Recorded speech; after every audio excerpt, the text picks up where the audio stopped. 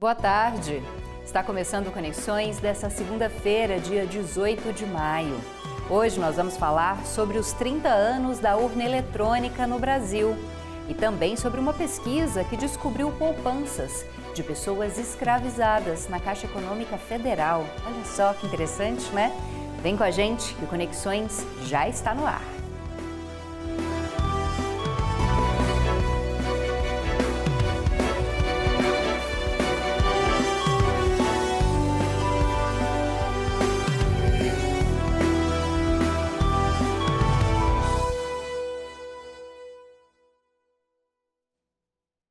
Seja bem-vinda e bem-vindo. Eu sou a Camila Maia, uma mulher de pele clara, com cabelos e olhos castanhos.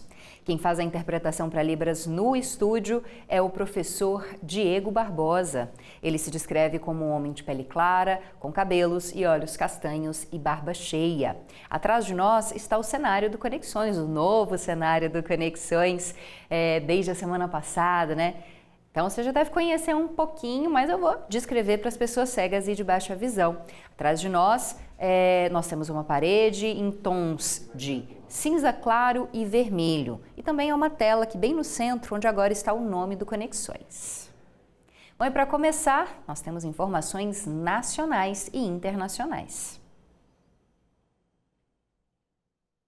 A Organização Mundial da Saúde declarou emergência de saúde pública internacional por causa do novo surto de ebola na República Democrática do Congo e também em Uganda.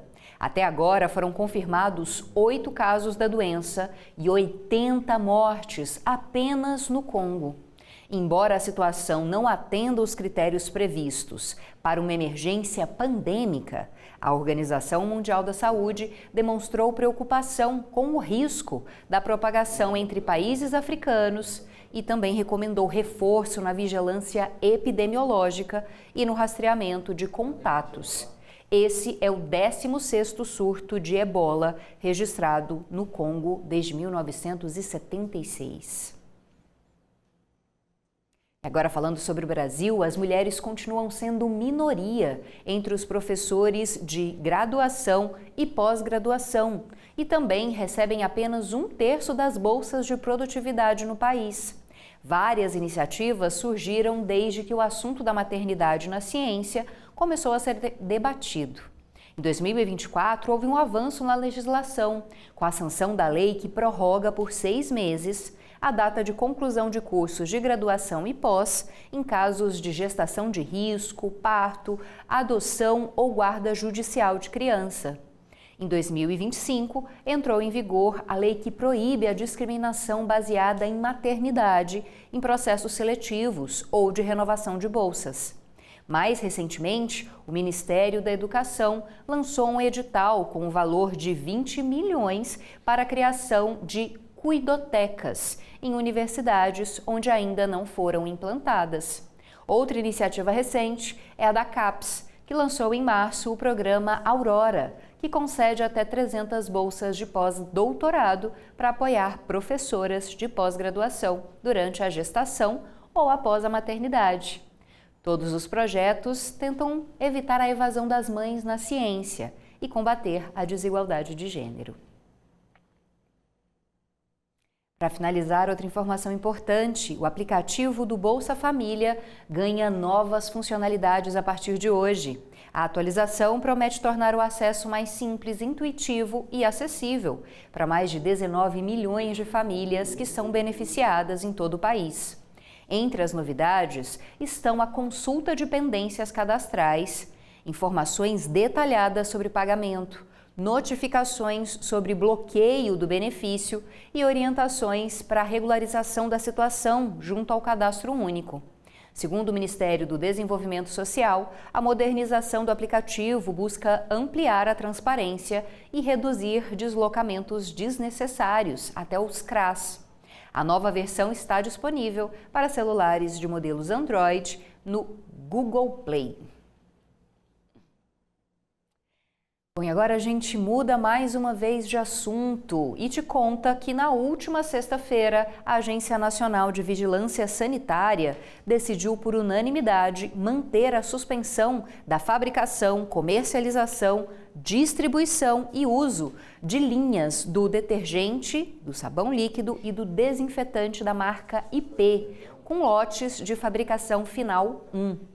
A Anvisa afirmou que as medidas adotadas pela empresa foram insuficientes e citaram um histórico recorrente de contaminação microbiológica. A Anvisa defende que há riscos sanitários que foram identificados pela fiscalização e que ainda não foram superados. Por outro lado, a agência suspendeu a obrigação de recolhimento imediato dos lotes com essa contaminação. Para explicar um pouquinho melhor essa situação, como você deve proceder, né, caso tenha aí produtos desse lote, nós vamos conversar agora com a superintendente da Secretaria de Estado da Saúde, a Eliane Rodrigues, que vai aparecer aqui de forma remota para conversar com a gente. Ela já está aqui conosco. Olá, Eliane, muito obrigada pela sua presença. Para a gente começar, peço que a senhora se descreva para o nosso público cego e de baixa visão. Boa tarde a todos e a todas. Eu sou uma mulher de pele clara, cabelos loiros, lisos, uso óculos, estou vestido com uma blusa na cor salmão. Bom, para a gente começar, a primeira coisa que a gente precisa orientar as pessoas, né, é a procurar esses lotes, né, superintendente? Não são todos os produtos da marca IP, não são todas as linhas, é apenas um lote específico, final 1. Então as pessoas podem procurar essa informação, observar se tem esse lote em casa e aí o que elas devem fazer? Sim, primeiro passo é a gente conscientizar a população que não são todos os lotes e nem todos os produtos da marca IP, né? O objeto de atuação desse recolhimento, dessa medida cautelar adotada pela agência, se refere a produtos fabricados especificamente na fábrica de Amparo, São Paulo, né? Então, esse final 1, esse lote final 1, ele pode ser identificado ali na embalagem, né, do produto, naquela codificação que tem o número do lote e a data de fabricação. Esse final 1 significa que ele foi produzido nessa fábrica de Amparo, em São Paulo, e que está sujeito a essa medida, né, de contenção e de regularidade. O primeiro passo é verificar se esse produto, né, desse lote, se encontra dentro da sua casa. Se estiver, deve ser separado e evitar o seu uso, consumo e entrar em contato com o SAC, o Serviço de Atendimento ao Consumidor do fabricante, para que o mesmo possa proceder à troca desse produto por outro lote, né, que não esteja aí suspensa a sua utilização. Esse é a primeira recomendação para todo, né, consumidor que identificar o lote final 1 de produtos detergentes, sabões líquidos e desinfetantes da marca IP na sua residência. Então, procurar se eu tenho em casa os produtos, né, desse lote, separar e entrar em contato com a IP para ir negociar essa devolução do dinheiro ou a troca do produto. Mas aí também muito importante da gente falar, superintendente, é em relação aos riscos. Tem muita gente levando para o lado da política, da ideologia e não está acreditando nessa informação de que esses produtos possam ser perigosos. O que pode causar para uma pessoa entrar em contato com esse produto, com essa contaminação, mesmo que a gente ache que é simples, né? Mas como que isso vai me causar algum mal se eu estou só lavando um prato, só lavando um copo? Explica para a gente quais são os riscos que essa contaminação nesse produto apresenta. Por ser uma diversidade de produtos, né, nós estamos falando de detergente, de sabões líquidos e desinfetantes que deveriam prover ali, no caso, a limpeza, a higienização e a sanitização de superfícies, utensílios, roupas, né? E se nós tivermos um produto que já está contaminado, né, ou como é o caso, a mera suspeita de ter unidades contaminadas por um agente microbiológico, principalmente a Pseudomonas aeruginosa, que foi constatado em alguns lotes já de produtos fabricados nessa fabricante, o principal ponto é esse resíduo desse produto de limpeza pode deixar micro-organismos dentro de copos, talheres, pratos, né? Utensílios domésticos, roupas que poderão ser utilizadas por pessoas, né, em condições debilitadas, pessoas doentes, pessoas com sensibilidade, né, ou com imunocomprometimento, poderá gerar também algum nível de irritação, porque as irregularidades constatadas na fabricante não se refere somente à contaminação microbiológica. São uma série de não conformidades estruturantes, né, que dizem que o produto não cumpre com as boas práticas de fabricação. E que isso quer dizer? Pode ter produtos que está diferente daquilo que foi registrado junto à Agência Nacional de Vigilância Sanitária em relação à sua composição e conteúdo, e podemos ter também lotes de produtos contaminados. Por essa medida cautelar, nós estamos dizendo que esses produtos podem levar à contaminação de alimentos, pode levar à irritação de pele, né, porque são produtos de uso tópico, são produtos de uso superficial, e que se em contato com a pele que não esteja íntegra, né, a expectativa é que as pessoas que utilizam, elas não têm lesões nas mãos ou no corpo, mas pode ocorrer da pessoa estar com algum nível de ferido, um corte, poderá se contaminar com esse produto. E é nesse cenário que a Agência Nacional de Vigilância Sanitária, as vigilâncias sanitárias estaduais e municipais estão orientando a não utilizar esse produto para evitar qualquer nível de risco e contaminação. Então, é uma medida preventiva e vai muito além, né? Muito além daquilo que está sendo discutido na rede social, se é ou não uma ideologia, né? Se é ou não uma perseguição. A vigilância sanitária, ela sempre atua com base em medidas cautelares, na prevenção, né, de qualquer dano que possa ter na saúde da população. Então, essa medida, ela visa exatamente eliminar, né, diminuir os riscos no qual a população pode estar sendo exposta. É nesse cenário que a vigilância sanitária trabalha, na prevenção. Gostaria de agradecer a presença aqui de forma remota da superintendente da Secretaria de Estado da Saúde aqui de Goiás, a Eliane Rodrigues, deixando todas as dicas aí para você. Ficou com dúvida? Dá para conferir de novo essa entrevista no YouTube, procurar mais informações na Anvisa, também no site da Anvisa, né, nas redes sociais da Anvisa, para ter certeza que você não está colocando a sua saúde e a saúde da sua família em risco. Muito obrigada, Eliane. Boa tarde. Obrigada a vocês. Uma boa tarde. Para finalizar esse bloco, a gente fala de um estudo do Ministério do Trabalho e Emprego, que mostra que a renda média do trabalhador doméstico formal aqui no Brasil subiu no ano passado. O perfil da categoria segue marcado por forte presença feminina. São 9 em cada 10 trabalhadores, como explica a TV Brasil. O Brasil fechou 2025 com mais de 1.302.000 trabalhadores domésticos com vínculo formal. No ano anterior, eram um pouco mais, 1.343.000 registros. Já a remuneração média real aumentou, passando de R$ 1.949 em dezembro de 2024 para R$ 2.047 em dezembro de 2025. Os dados foram divulgados pelo Ministério do Trabalho e Emprego.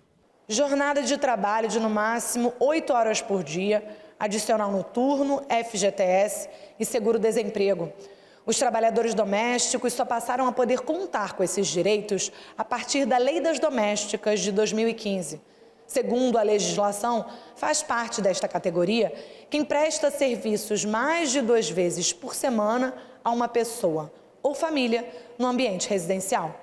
Segundo o levantamento divulgado pelo governo, o empregado doméstico nos serviços gerais é disparado o que concentra o maior número de vínculos, 991.000. Em segundo lugar estão as babás e, em terceiro, os cuidadores de idosos. Quase 90% são mulheres e a faixa etária com maior concentração é a de 40 a 59 anos. A maioria se autodeclara branca ou parda e cumpre carga horária de 41 horas semanais ou mais. Agora a gente vai para um rápido intervalo e daqui a pouco volta para te falar sobre uma descoberta bem interessante. A Caixa Econômica Federal descobriu mais de 100 contas que foram criadas por pessoas escravizadas antes da abolição da escravatura aqui no Brasil. E a gente conta um pouquinho mais sobre isso daqui a pouco.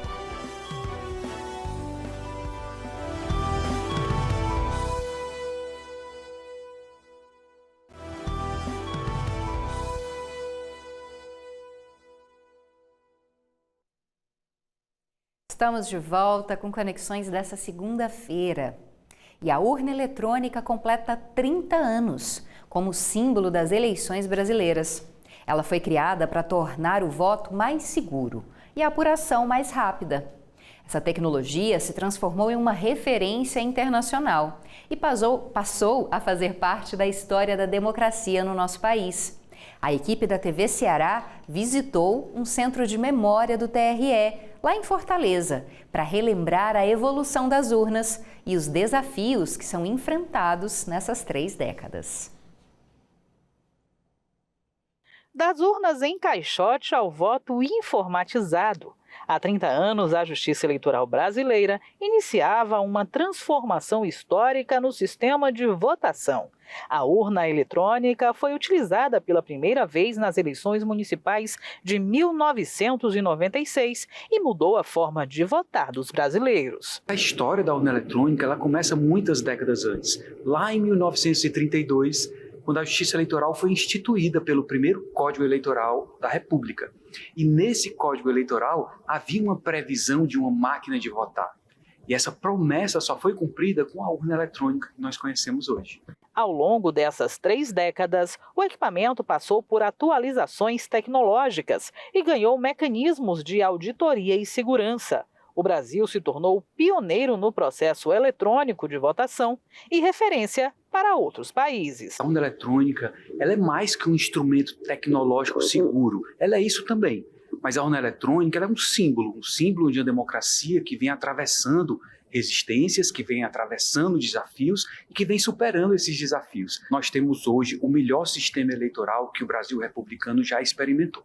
Em 2000, todas as eleições brasileiras passaram a ser totalmente informatizadas. Hoje, mais de 155 milhões de eleitores utilizam a urna eletrônica em todo o país. No Ceará, o número de aptos a votar também cresceu nos últimos anos, cerca de 7 milhões, reforçando a importância da tecnologia para garantir a rapidez na apuração e a segurança no processo democrático. No Centro de Memória do TRE, equipamentos antigos ajudam a contar a trajetória da Justiça Eleitoral brasileira. O espaço reúne documentos, urnas históricas e registros que mostram como o processo de votação evoluiu ao longo do tempo. Mesmo enfrentando questionamentos e desconfiança por parte da população, a urna eletrônica segue como peça central nas eleições brasileiras. O equipamento possui 40 camadas de segurança. A expectativa da Justiça Eleitoral é continuar investindo em transparência e modernização para fortalecer ainda mais a confiança dos eleitores. Nós atravessamos momentos em que, por exemplo, mulheres não votavam, analfabetos não votavam. Hoje, cada um poder ter esse direito ao voto é uma grande conquista e sim, merece ser celebrado. Existem desafios que precisam ser enfrentados nas eleições, é claro, mas hoje nós temos as eleições mais seguras da nossa história.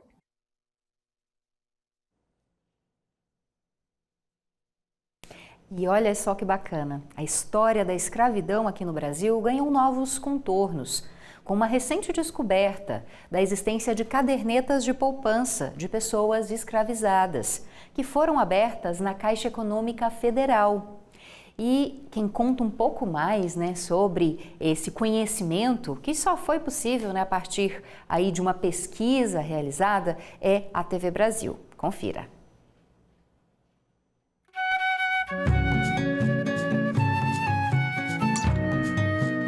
Um decreto de 1874 permitiu que pessoas escravizadas abrissem caderneta de poupança.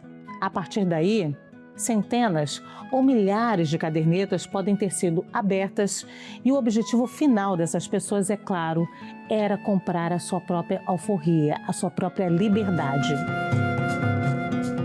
Através de uma provocação do Ministério Público Federal, nós sabemos agora, ou temos conhecimento, de 158 dessas cadernetas, que trazem exatamente o quê? E esse número é muito pouco, né? Esse número foi informado pela Caixa a partir de uma provocação nossa a respeito desse universo de poupanças, de pessoas que buscavam recolher recursos, acumular, poupar recursos para conquistar a liberdade. Esse é um capítulo muito importante da nossa história. Como é que a gente julga isso? Eu poderia usar a palavra negligência quando a gente trata de a falta de investigação?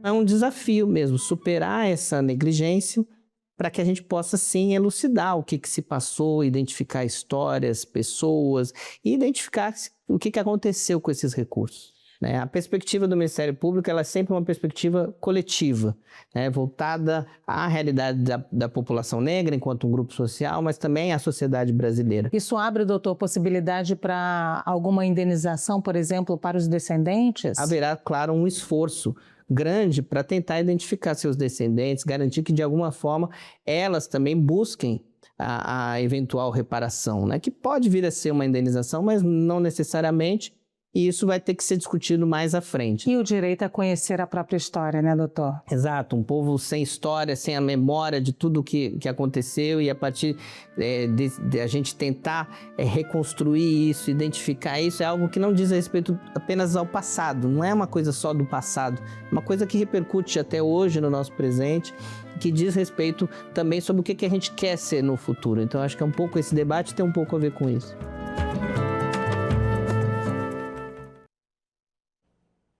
Eu e o professor Diego ficamos por aqui. Muito obrigada pela sua companhia e pela sua audiência. Amanhã tem mais Conexões ao meio-dia. Até lá.